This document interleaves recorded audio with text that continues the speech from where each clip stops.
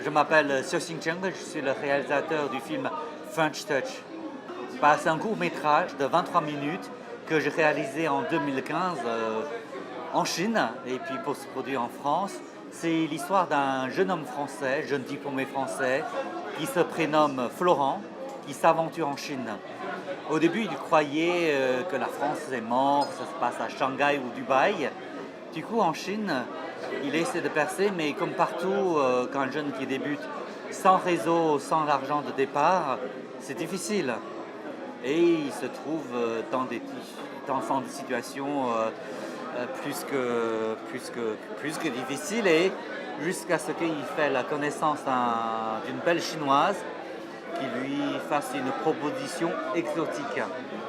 L'idée du film m'est venue en 2012, lorsque je faisais un reportage en Chine sur des expatriés français là-bas. Et certains m'ont fait part de leur expérience en ayant été engagés par des Chinois pour jouer à des faux experts. Et puis aussi, pendant la même période, j'ai lu dans la presse chinoise qui dénonçait que des vins contrefaits, c'est-à-dire le fameux château Lafite, qui ne se produit qu'à 240 000 bouteilles par an, se vendait à 2 millions de bouteilles par an en Chine. Donc du coup, en associant les deux idées, j'ai créé l'histoire de French Touch. Aujourd'hui, dans un contexte mondialisé où les gens voyagent, les Chinois en France, les Français en Chine, forcément, on peut être à la fois victime, mais aussi bénéficiaire des stéréotypes. Par exemple, moi, je suis réalisateur, mais je travaille parfois comme comédien.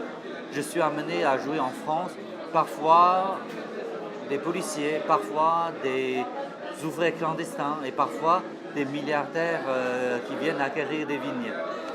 Et du coup, je me suis dit comment apporter ce sujet de stéréotypes et des idées reçues des uns sur les autres à cause de visages, à cause de cultures différentes, d'origines différentes.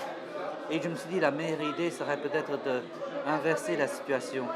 Au lieu de parler de moi-même, mais je parlerai de mon problème en le transposant sur un Français installé en Chine. Donc pour lutter les clichés, je me suis dit la meilleure façon, ce serait peut-être aussi de détourner ces clichés. Et par ailleurs, même dans la vie réelle, il y a beaucoup de petits malins qui réussissent à tirer profit des clichés. Notamment, c'est des histoires d'escrocs qu'on entend rapporter par la presse. C'est qu'il ne dit jamais de mensonges, mais simplement, il répond à ce que vous attendez d'eux. French Touch est un film achevé en 2015, et depuis août 2015, French Touch a été sélectionné dans une trentaine de festivals dans le monde, principalement en France, mais aussi en Espagne, en Italie, en Europe, et aussi l'autre côté de la Méditerranée, au Maroc, aux États-Unis, en Suède. Et là, je suis très content qu'en juin 2016, il va être montré aussi dans un festival en Chine, à Shanghai. Même auparavant, il a été projeté dans des ciné-clubs en Chine. Et ce que j'ai aperçu, c'est qu'on rit pendant le film, c'est le but d'une comédie, mais on ne rit pas exactement au même endroit. Par exemple, tout ce qui est des situations de comédie, sur le glou-glou, sur le jeu de traduction, c'est universel, on fait partout. Mais parfois, pour des raisons de langue, ou peut-être question de sous-titrage ou de traduction, on ne fait pas forcément au même endroit.